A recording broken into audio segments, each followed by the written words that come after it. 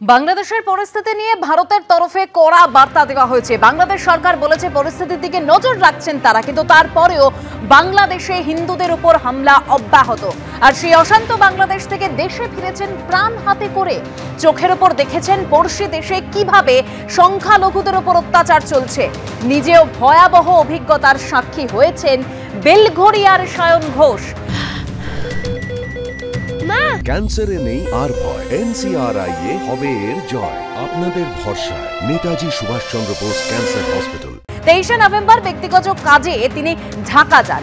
26 তারিখ ফেরার কথা ছিল। সায়ন জানিয়েছেন 25 তারিখ বন্ধুর সঙ্গে কেনাকাটা করতে বেরিয়ে শুধুমাত্র ভারতীয় এবং হিন্দু পরিচয় পেয়ে কয়েকজন তার উপর হামলা চালায়। কেড়ে নেওয়া হয় মোবাইল ফোন, মানি ব্যাগ। ছুরি নিয়ে হামলা চালানোর পাশাপাশি ইট পাথরও ছোড়া হয়। বাংলাদেশের পুলিশ সহযোগিতা তো করেইনি, উল্টে অভিযোগ জানাতে গেলে হেনস্থা করেছে বলেই জানিয়েছে বেলঘরিয়ার যুবক সায়ন। গতকাল দর্শনা হয়ে গেদে সীমান্ত দিয়ে কোনো মতো দেশে ফিরেছেন বেলঘরিয়ার যুবক। এখনো তার চোখে মুখে আতঙ্ক। আমি বাংলাদেশে গেছিলাম নভেম্বরের 23 তারিখে। ওখানে একজন পরিচিতের সঙ্গে আমি তার বাড়িতে বেড়াতে গেছিলাম। ঢাকায় আমি জুড়েনে বা আগানবাড়ি অঞ্চলে গেছিলাম। আমি 26 তারিখ রাতে আমার ফেরার কথা ছিল। দিয়ে সেখানে সে বলে একটু ঘুরে আসি, চল তুই তো চলে যাবি আজকে রাতে। দিয়ে সেই সময় বাজারে বেরিয়েছিলাম আমরা। বাজারে বেরোনোর পর ওখানে কিছু ছেলে আমাদেরকে ধরে আমাকে জিজ্ঞাসাবাদ করে কোথায় থাকিস। আমি বলেছিলাম আমি ইন্ডিয়াতে থাকি। তারপর আমার ধর্ম জিজ্ঞেস করে, আমি বলি আমি হিন্দু। তারপরে তারা আমাকে সাইডে নিয়ে গিয়ে আমার পকেট ছিনটাই হাতানো শুরু করে। আমার মোবাইল কেড়ে নেয়, আমার টাকা পয়সা সব ছিল পকেটে সেগুলো কেড়ে নেয়।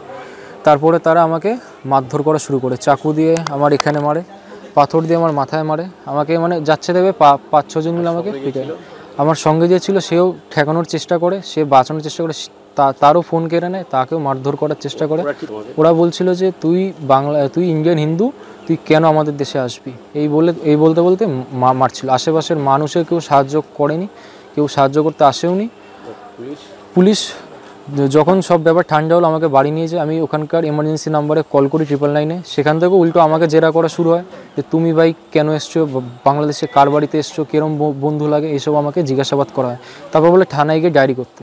থানায় যাই, এই থানা সেই থানা সব দিকে ঘোরাতে লাগে। এই থানা হবে না, আরেক থানা হবে, সেই থানা হবে না, ওর থানা হবে। চিকিৎসা করলাম, প্রায় একটা প্রাইভেট হসপিটাল গেলাম, সেখানে বললো এইখানে হবে না, অন্য একটা হসপিটাল হবে। এই করতে করতে ঢাকা মেডিকেল কলেজে যাই আমি।